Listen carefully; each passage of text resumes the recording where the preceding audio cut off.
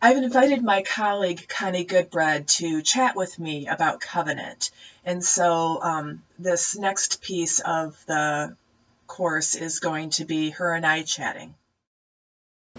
Today we're going to have a conversation with Connie Goodbread, who is a congregational life staff consultant down in the southern region, and we're going to talk about covenant. Great. So Connie, what do you think about the importance of covenant in Unitarian Universalist congregations? Well, I think that there are three pillars of our faith, and the first pillar is that we are a covenantal, not a creedal faith. Mm-hmm. And the second is that we are a pluralistic, not a fundamentalist faith. And the third is that we are a living tradition, not a dead tradition. And so covenant being that first pillar is vital to who we are. And one of the things is that it represents both the promise and the struggle of Unitarian Universalism.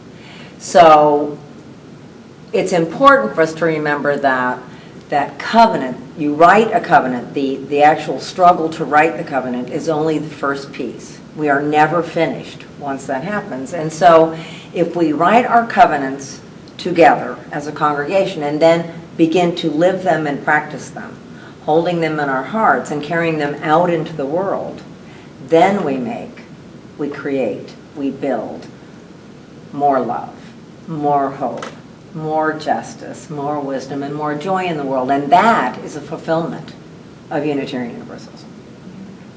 That's a great explanation.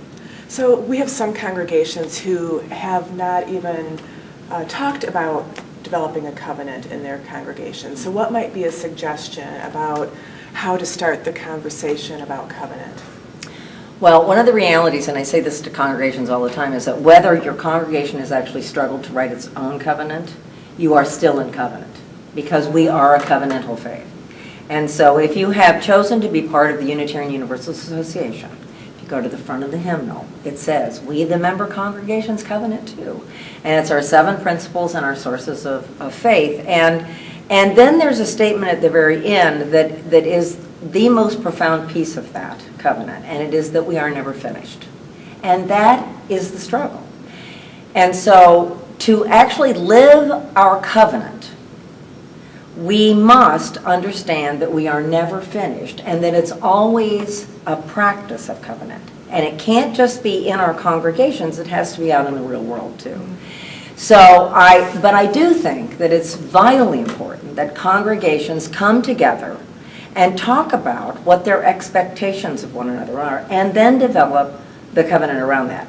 The other thing is that I think there are 2 stages to this. So the first stage is that we have to agree what kind of norms we want to create within our congregation. So what are the behaviors that will help the congregation to be a safe place where people can come in, lay their burdens down for a very brief period of time so that then they can be challenged to pick those burdens back up and carry them out into the world. So what are the things we need to have in place so that people feel safe enough to do that? And safe enough to really support one another and be honest in their own struggle to becoming the most full human being, to reach their deepest potential, because that's what our congregations are supposed to do. So the process of coming together, then actually discussing what are the behaviors we would like to have in our congregation to create that safe space of support and challenge. So it's not just comfort. Covenant isn't just comfort. It's also to challenge people to be their deepest selves.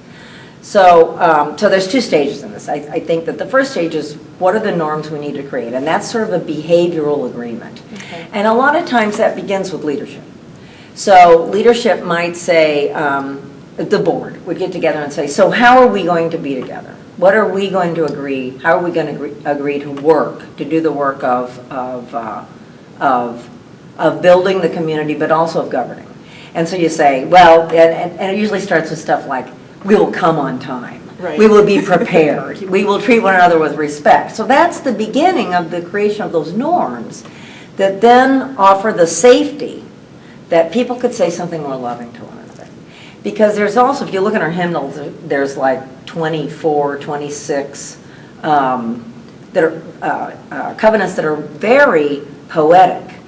And that you would really have to figure out, well, what does that mean? Love is the doctrine of this church. That's the way one of them begins. What does that mean? Love is the doctrine of this church.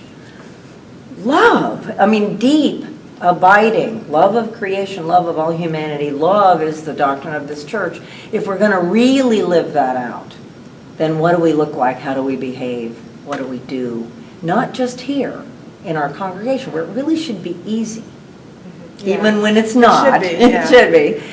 Where really, is where we practice what we are going to do out there. So it really is a constant process of re-promising, because the other thing that we have to be very aware of is that we're going to break it. Buber said, we are a covenant creating, a covenant breaking, a covenant recreating people.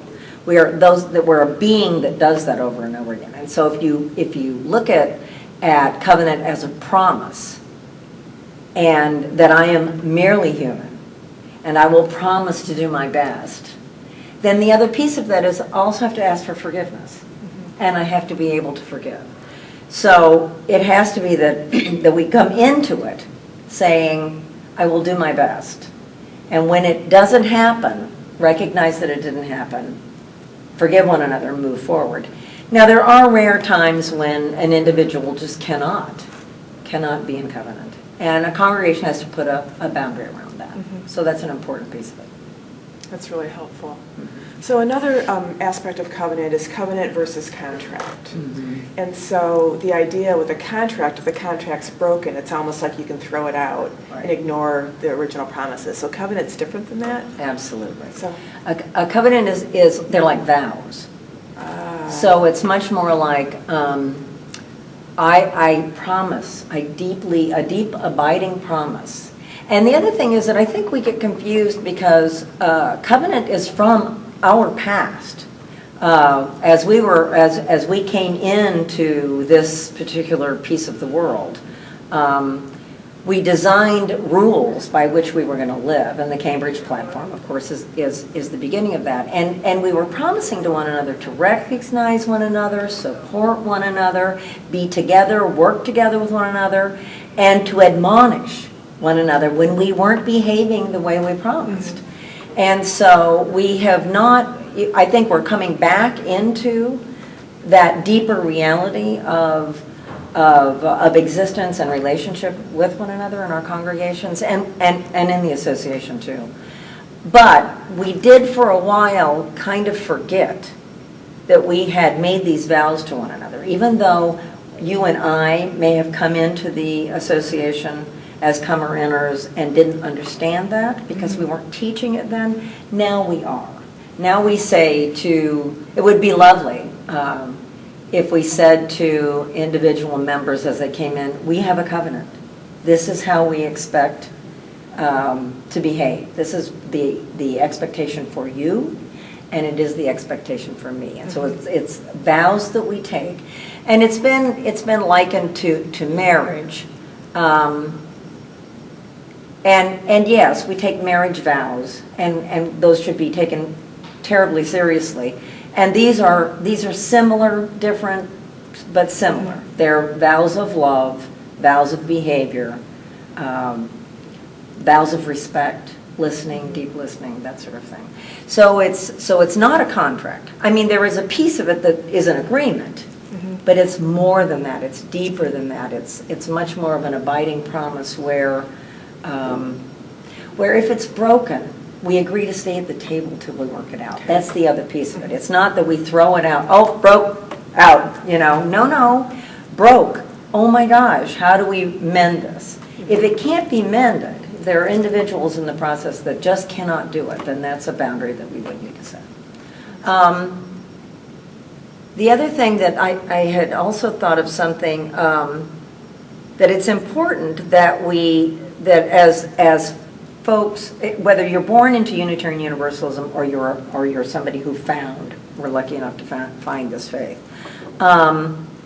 we need to recognize that that covenant is the binding that we have. So there's actually a picture where we bind ourselves Right. together Right. to do this work, and so it's much deeper than just a contract. That makes sense. So we talked about admonishment earlier, and when I think of the Puritans and the Pilgrims, there's kind of this culture where there's these rules out there that are, put upon us, and we as religious liberals kind of rail against that. That's right. So what happens when admonishment shows up when we're not really in covenant, or when we haven't articulated those covenants? Oh, it's impossible to hear. One of the things is that, if I agree that I love you, and we understand that there's a deep love between us, then when I say to you, Renee, something's wrong here. And if I can actually begin here, covenant must begin with self. Right. So you have to say, something's wrong, where is my responsibility in this? And sometimes my responsibility is to go to you and figure out what's wrong. Sometimes my responsibility is, oh my God, I said something really boneheaded. I need to go apologize. I need to literally beg forgiveness and hope that I am given that. And, as Unitarian Universalists, there's a pride in us that sometimes won't allow us to beg forgiveness. And we really do need to humble. There's a humility in covenant that really is healthy for us. And we have to recognize that coming to a relationship with humility is a very healthy thing. I have some gifts. I don't have them all. You have some gifts. You don't have them all. But together, working towards more love, more hope, more justice, then, oh my gosh, the possibilities open up in a way that just weren't there before. So if I can admit, I'm not very good at being the treasurer, Right. or this kind of work is difficult for me. That's right. So as you're talking about this, I'm thinking a lot about our justice work around racial justice and multiculturalism. And so how do you think that might help us being in covenant with one another as we do this work? How do you think that And might the show world. up? And the world. So being in covenant with the other in some way is to say, I don't know what it is to be you. It's that moving from the golden rule to the platinum rule, so that it's and that would be not treating you like I want to be treated, but understanding that the way you want to be treated is the way you want to be treated, and we have to be in deep enough relationship that we can actually communicate, articulate our needs for mutual respect and then moving forward together. And that's, that really is that sort of cultural competency that my dominant culture assumes stiff upper lip and, all of that kind of behavior that we do, where and eye contact, time, realities, all of these things have to be, what is it like? Tell me. The other thing is that, there's a reality around communication that just fascinates me. If we are both speaking English, and I can say a sentence, and the example I like to use is in a staff meeting, I was given the assignment of leadership development. I walked away believing that I understood what my job was. I called all of the other 10 people on my staff and asked them what they thought my job was, and I got 10 different answers. Wow. And we're all speaking English, so Right. and we're pretty much in the Unitarian Universalist culture.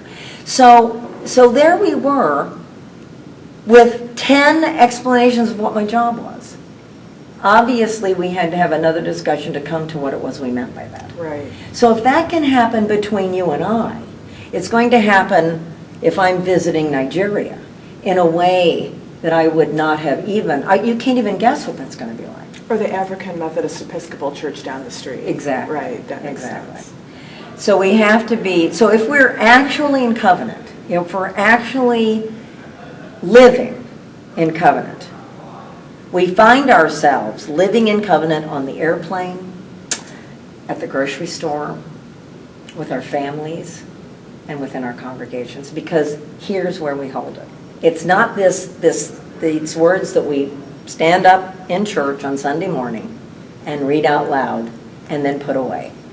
When we put them away, we put them in our hearts. That makes sense. And you have to carry it out into the world. Or it's not the struggle piece of it. There has to be, it's not just a promise, it's also a struggle. So in some ways, part of the promise is that I'm not going to make the meaning by myself. I am in relationship with you, and we're going to make the meaning together. That's right. So that's huge. It because, is huge. you know, man as meaning maker, that That's is right. not what we're talking about. We're Right. talking about communities that make meaning, which really is congregational polity, right? Absolutely, and congregationalism. You know, I mean, Right. so we're born out of that movement, and it really is that we have to walk in ways of love together, which is another piece of that covenant. Walking in the ways of love together means that we struggle. You'll have people say, well, what love is overused, you know, we can't explain it right. Right. And therein lies the struggle. The struggle to figure out how to love the world, how to love one another, and walk in the ways of love out into the world. That's covenant. That really is. And then to recognize the piece of the holy, the piece of the shining star that comes right out of your eyes and comes out of my eyes, that's covenant. Recognizing each of us as the pilgrim. Right, the universalist piece of our That's heritage. right. That's right. That's great. So we talked a little bit about covenant kind of within ourselves and within our congregations. What about the piece of covenant between congregations? Okay, so when was the last time your congregation got admonished by the congregation's next door board because you were misbehaving? You know, what would that be like if we were actually living that? And I actually think that's kind of where we're moving towards the interdependent webs that we're trying to create with clusters and across regions, staff teams, all kinds of remixing of talent and temperament and personality. I think that it's the way to actually be greater, be more, be bigger, have more of an impact on the world if we could stop looking at, and I think that we're actually on the way of doing this. There used to be this weird thing that happened within and between congregations where it was almost like there was a competition. If there were 8 congregations in a metropolitan area, there was almost a competition between those congregations. Whereas if we were cooperating to create, build, grow, design, love a new world, a new way of being, we could just achieve so much more. And so it really does have to transcend out of the individual into the congregation, out of the congregation into the other congregations, into the world. So it's very much the ripple effect of, if I can take the covenant into me, knowing that I'm imperfect and I will fail and that I will succeed, and I can bind myself to you, and then together we can go out into the world and face. Sometimes I think it would be really lovely if we did an exercise where we joined hands in a circle, looking at one another, and then we were all asked to turn around and join hands, looking out, knowing that we have this wonderful circle covering us, keeping us, holding us, supporting us, loving us as we move out into the world and really, really do the work of building a better world. So it's really kind of multiplying the experience we have in our own congregations or other covenanted communities, and strengthening those bonds by connecting the communities together. That's right. So to know, I mean, in some ways we do that. You know, if a church We do. burns down, or, you know, when the different ecological disasters have happened, we've reached out in those ways. That's right. And we see it in pride parades, right? That's one way Absolutely. you use like to cooperate. Mhm. But imagine if Or, we're able to do that. standing on the side of love. Yeah, that's You know, right. the yellow T-shirts. That's right. You can see it happening there too. Right. Absolutely. I also think, though, that then there's the next piece of that. So now we're looking out. So we've been looking in. Right. No, first here and then into Sure, our okay. congregations. Now we're looking out. And now we have to recognize the partners we have in the community that are also willing to join with us, to for more love, more hope, more joy, more wisdom, more justice, more joy, just more of all of those amazing values that Unitarian Universalism stands for. What's at our heart, what's the deepest seeds of the why Unitarian Universalism is so important to the world. And that's another piece, that's sort of an evolution of the Cambridge platform. They didn't actually say this, but it's kind of implied that we're going to recognize that we have partners. So just recognizing them. And sometimes we'll be partnered with people that in some ways we wouldn't agree with, but we agree with them about this. And we have to love them. We have to love everybody enough to be able to partner with people who will have differences of opinions, politically maybe, religiously maybe, but that they also want there to be more love in the world. And so we'll partner with them to do that. That makes sense. Well, thank you for this, Oh, Connie. thank you.